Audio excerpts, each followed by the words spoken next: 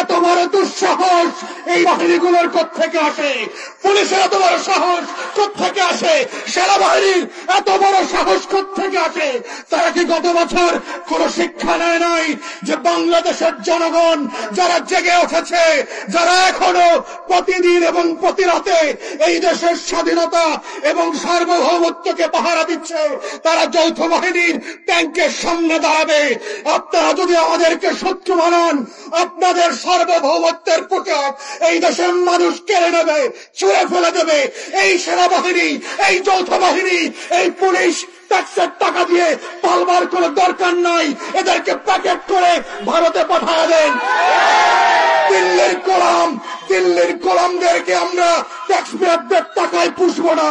ওদেরকে ভারতের কাপড় কিনে দেন, বিএসএফ এর পতাকা দিয়ে ওদের সাহসগুলোকে, ওদের শরীরটাকে মোড়ায় দিল্লিতে পাঠায় দেন। আমরা আজাদির বাংলাদেশে কোন গোলামকে প্রজাতন্ত্রের কর্মচারী হিসেবে দেখতে চাই না।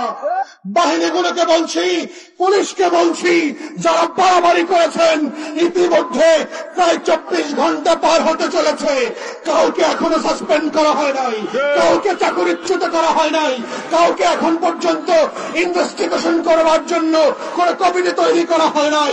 ইতিমধ্যে এই 24 ঘন্টা পার হওয়ার আগে যদি আপনারা না করেন, বাংলাদেশের গণ অভ্যুত্থানের সকল শক্তি একত্রিত হয়ে যৌথ বাহিনী এবং পুলিশের বিরুদ্ধে দাঁড়াবে। যদি আপনারা সেইটা না চান, দিল্লির গোলামের বিরুদ্ধে যদি আপনারা আজাদির পক্ষে থাকেন, তাহলে আমাদের পক্ষে দাঁড়াবেন, লাল সবুজের পক্ষে দাঁড়াবেন এবং বাহিনীগুলোর পক্ষ থেকে নুরুল হক নূর, রাজনীতিবিদ, গণ অধিকার পরিষদের কাছে অবিলম্বে ক্ষমা চাইতে হবে।